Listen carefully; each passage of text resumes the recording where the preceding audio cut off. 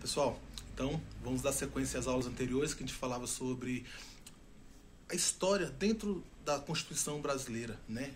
Como se chegou à Constituição atual? Qual foi essa construção histórica, né?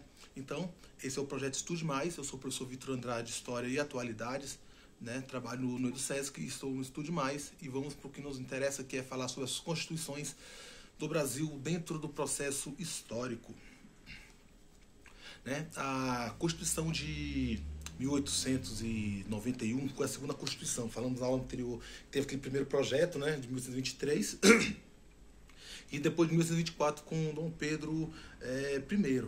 Né? Então, a Constituição de 1891 já é uma Constituição republicana. Tá? Ela vem após a abolição da escravatura, ela vem após a questão religiosa, ela vem após o exílio da família real, né, do Dom Pedro II e sua família para a Europa. Então, o Brasil está num contexto diferente em relação ao que foi aquela Constituição de 1824 com Dom Pedro I. Foi digna dele, ele outorgou a Constituição. Essa Constituição de 1891, ela foi dada com os militares no poder, né? E ela tem características republicanas, né? Muito parecida aos modos da Constituição americana, lembrando que a do Dom Pedro era uma Constituição aos modos franceses, tá? Então você vê aí, ó, que tá Estados Unidos do Brasil com Z, era o nome, era o projeto da República para a época, claro, né? Por isso que a gente precisa estudar história. A Constituição tinha características bem interessantes, né? Na verdade, ela não queria tirar o poder dos militares, né? Que dentro da República da Espada não queriam perder essa hegemonia política, né? Então, a Constituição tinha características interessantes. Ela foi promulgada através de uma Assembleia Constituinte. A do Dom Pedro foi outorgada, feita por ele mesmo, promulgada por um leque de estudiosos, de juristas, de parlamentares que fazem. Isso a gente já comentou. República Federativa, ou seja, os estados são federados, os estados fazem todo um corpo que é a União, né? Os estados eles fazem parte dentro do país, não tem fragmentação territorial no país em termos de separação, devido a esse ponto é colocado, porque houveram as revoltas separatistas. Uma das revoltas que teve caráter, sim, de independência foi a Revolução Pernambucana, por exemplo, né? As demais eram de caráter separatistas, nenhuma tinha uma característica legalmente de separar o país, né, de países independentes. Então, para evitar vindo aflorar novamente as possibilidades de divisão, então colocou Pacto Federativo, República Federativa, ponto. Presidencialismo, um sistema de governo, então tirou-se já aqui a monarquia, tirou-se já aqui o império, né? Tripartição do poder, né? Aquela ideia do Montesquieu, executivo, legislativo e judiciário. O executivo faz as leis acontecerem. O legislativo, ele cria as leis. E o judiciário julga o que for praticado de maneira ilegal ou que se julga em desacordo com a lei. Né? Então o judiciário serve para isso. Um poder moderador, então ele desaparece, aquela figura central do imperador acima de todos os outros poderes, né?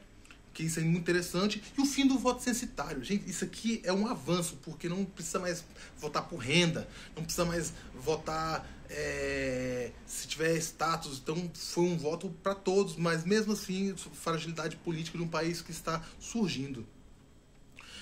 Demarcação do Planalto Central como área da União, ou seja, lá atrás o Marquês de Pombal já tinha previsto que a Constituição do país tinha que colocar a capital no centro do país por proteção. Marquês de Pombal. Depois tem a Constituição com essa previsão. Aí depois Brasília tem um sonho de Dom Bosco. Aí depois tem a execução do JK, que é outro momento. Mas só para lembrar que aqui, né, o José Bonifácio também tinha essa previsão de transferência da capital para o centro do país. Então, nessa Constituição de 1891 tem a previsão lá, ó, demarcação do Planalto Central como área da União. Né? Então, depois seria o Distrito Federal. Depois a gente vai ver aí outro contexto. Na reeleição dos presidentes, não tem reeleição para presidente e governadores, então o mandato de 5 anos não tinha reeleição. Eleição para deputados e senadores é simultâneo, ou seja, ao mesmo tempo, para evitar que o cara, eu vou concorrer a senador, não ganhei, então agora eu vou correr para deputado, não ganhei, não. As eleições são todas ocorridas juntos, você decide a qual cargo você quer de fato concorrer. Tá? Isso é interessante porque evita esse jogo político aí do que é mais interessante, né? E a República só reconhecia o casamento civil, né, e a celebração era gratuita. Por quê? Porque desvinculou a religião do Estado. Então, casamento civil.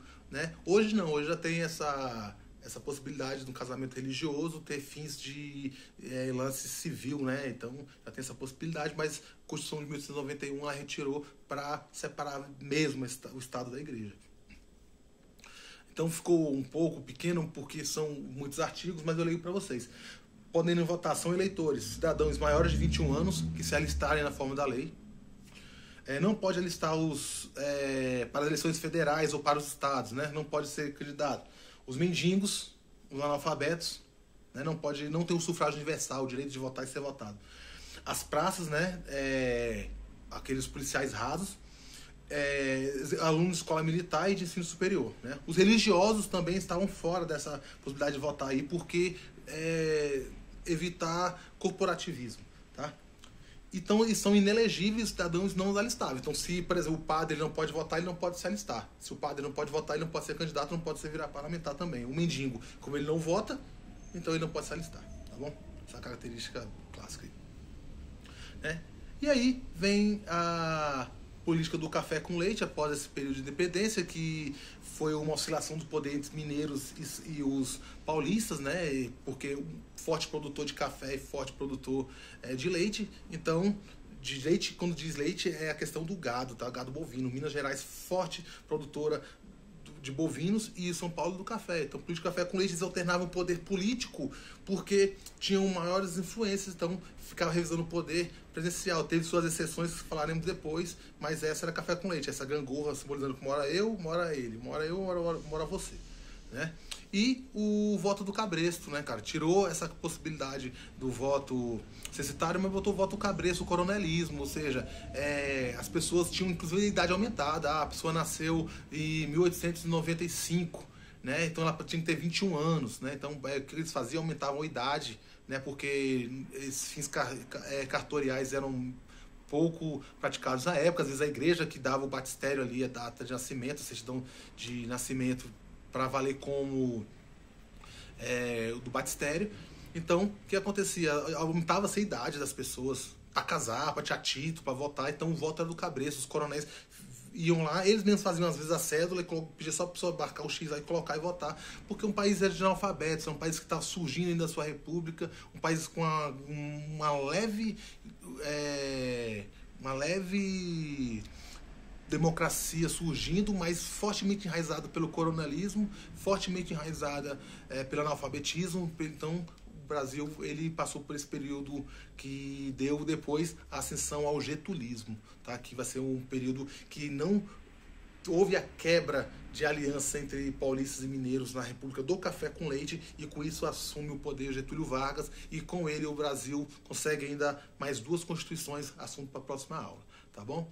Pessoal, então é isso. É o projeto Estude Mais. Espero que vocês tenham fé. Continue fazendo exercícios. Estamos juntos aí. Precisou, a gente está à disposição. Próxima aula a gente se encontra. Próximo encontro está aí. E vamos falar um pouquinho mais sobre as constituições dentro do contexto histórico. Peço desculpa por algum som que talvez possa ter atrapalhado, né? Estamos em home office, mas a gente está aqui estudando. Um abraço, pessoal. Até a próxima.